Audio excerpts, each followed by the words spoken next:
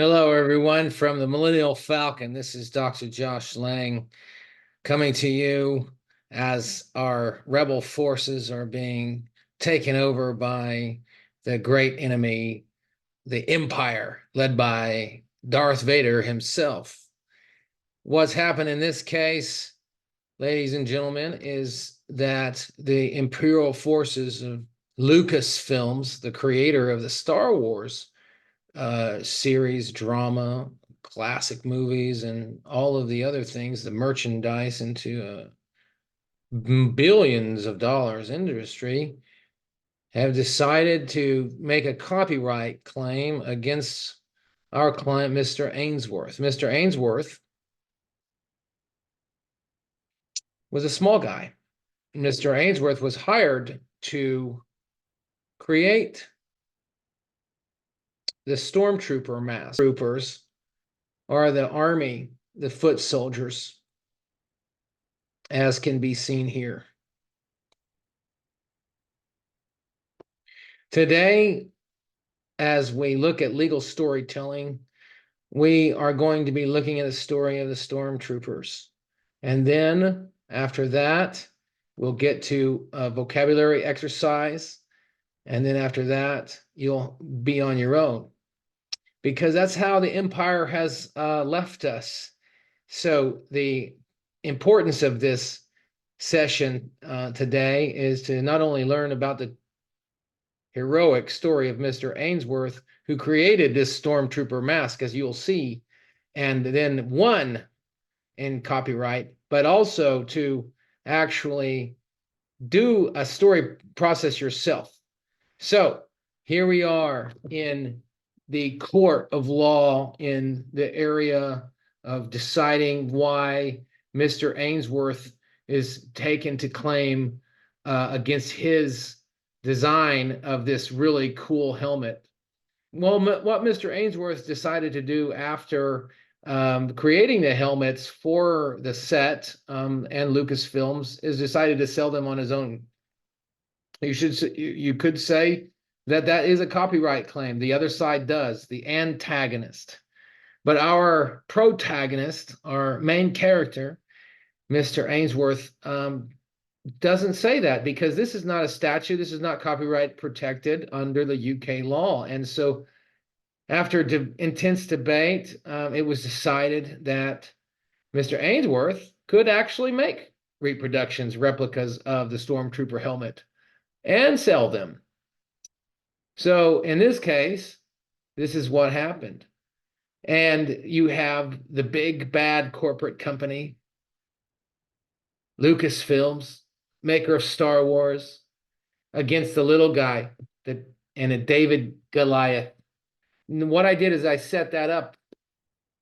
That's the true story of this copyright claim. But what did the story include? I said it included a protagonist, an antagonist, and these are the main characters. And in the sense of the protagonist and antagonist, the Empire is seen as the antagonist, the bad guys. But the antagonist isn't always the bad guys. And that's why it's called antagonists and protagonists and not good guys and bad guys. Because the protagonist, in this case, I presented as Mr. Ainsworth, and I presented the bad guys or antagonist as the Darth Vader and the Empire, the big corporate entity, versus the little guy who's just trying to get his copyright. But in any case, so it's not necessarily who's the plaintiff and the defendant. In the case of Ainsworth, the big corporation was the plaintiff. They said, hey, our copyright was restricted. Our copyright was taken. We want to get this just claim, fulfilled by the court, because Mr. Ainsworth disagrees. And so the rebellion in this case, could be also the people that are breaking the law or infringing copyright or something else. So you could, although I presented Mr. Ainsworth as the hero in the story, he's the little guy getting smashed by the big corporation, but he still actually found a loophole to get around this. It's a heroic, yay story. But on the other side, this could be a negative thing for other copyright claims, for such as small films and film producers that have sets created for them, and then the merchandise isn't be able to be sold because someone like Ainsworth, decides to sell their own creation. This is obviously a complex case, and they both had good claims. And so, but notice that in every story there's this protagonist, and the protagonist is the main character that moves along. Now, so you have a protagonist and an antagonist. Same thing as a court case, right? You have two sides.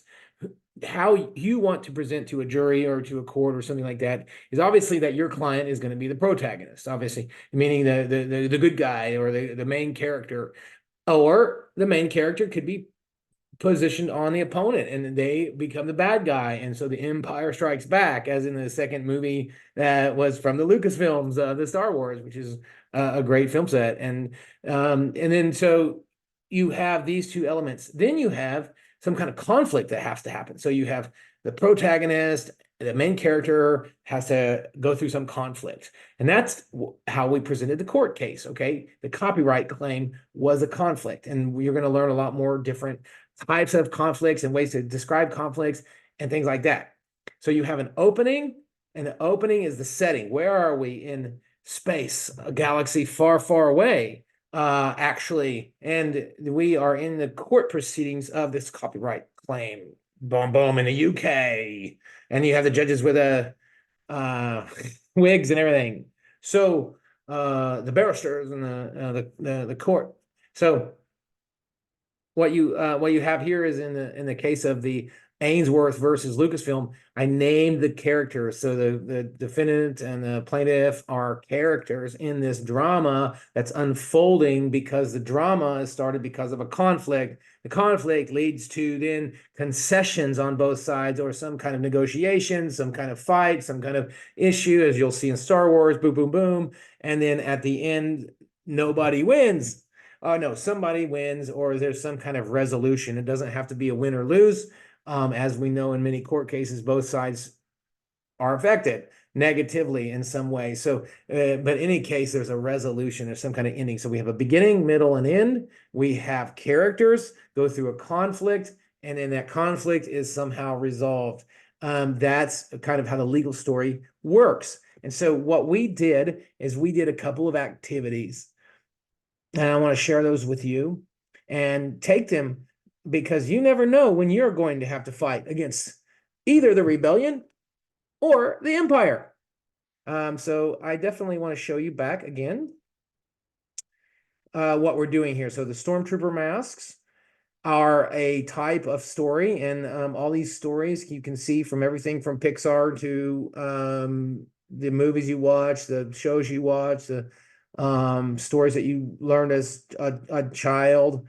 And, I'm not going to have to convince you at all about the importance of legal storytelling here. We could see that this was a very interesting story about Ainsworth and Lucasfilms, and you'll probably remember it forever, because one of the things about stories is that they're memorable. They're more memorable. Another one is they capture your attention. Look, here I am in the Millennium Falcon. I've got Chewbacca asleep. It's attention grabbing, and what's going to happen next? So there's action. It also humanizes cases, and it humanizes the work where we think is drudgery of this legal work, but humanizing that through creating characters that are going through drama and issue just like we are, makes it relevant and familiar. Also, it can break down complex information, make it simpler to understand. So you don't have all of this abstractness. You have concrete actions and people doing things. We talk about this in the legal writing coach as well, about characters, and we'll get to that in part 2 and 3 of the saga that is coming next on storytelling and legal contexts. And then so you have all of these features around legal storytelling, and in the next phase we'll get to narrative. But before we get to narrative, I'm going to ask you to do something. What we did in the class, and then what you will have to do in the future to get your certificate to accomplish legal storytelling. Okay? And it's only saved for the best. because you have to be like either Lucasfilms or Ainsworth and tell your story very good. So what we will do is look at how we can improve our stories. The one is the worksheet.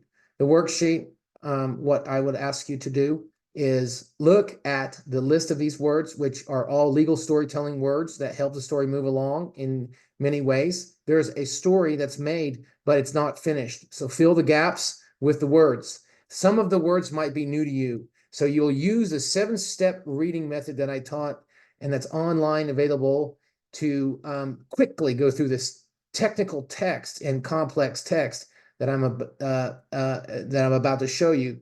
But before that, the easiest way to do is look at the vocabulary that you know and look at the vocabulary that you don't know. So I don't know tenacity. What does tenacity mean? I don't know comprehensive. I don't know regulatory. What you'll do is go into ChatGPT and ask it to give it to copy and paste the list of words that you don't know. Ask ChatGPT to write the definitions and examples. Then you can review those, and that will help you fill in the blank easier because it's not easy to fill in these blanks. And once you see that this story will have all of the elements that I mentioned, it will have a setting. It's going to be set in a certain place and time.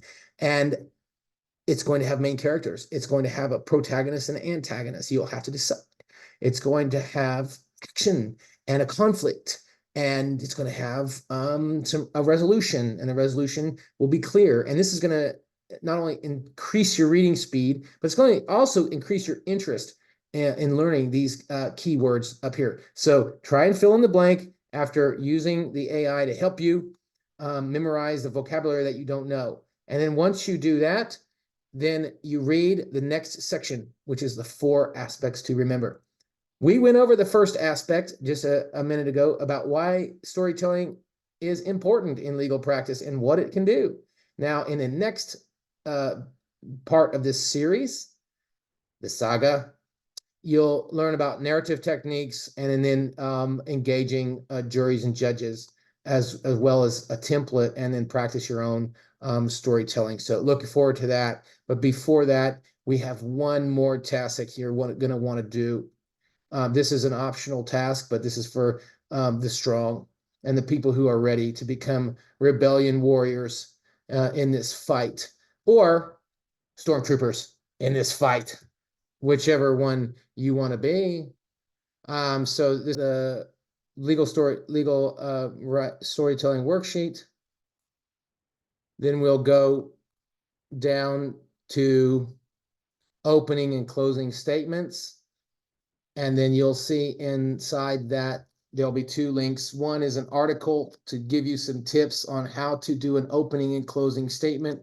And this is where the rhetoric and the storytelling rhetoric is most clear in legal context and beautiful. And so what I want you to do is click that second link. So you can click the first link and read the 10-minute article, then click the second link, which is a PACE Education legal library. And in that, you'll find some of the most famous opening closing arguments, and I want you to choose one of them. So you'll see the Nuremberg trials, Susan B. Anthony, ancient one, old one, Timothy McVeigh, which was Oklahoma City, Black Sox, Nuremberg, Chicago 8, which is a very interesting and piece of American legal history. There's a movie about it, movie about most of these. O.J. Simpson, again, if you haven't watched the movie, watch that. But then you can actually just click on the closing argument of his lawyer, which is a famous closing argument. If the glove doesn't fit, then you must acquit. And so this is what happened, and you can read through it. And I want you to read through the closing argument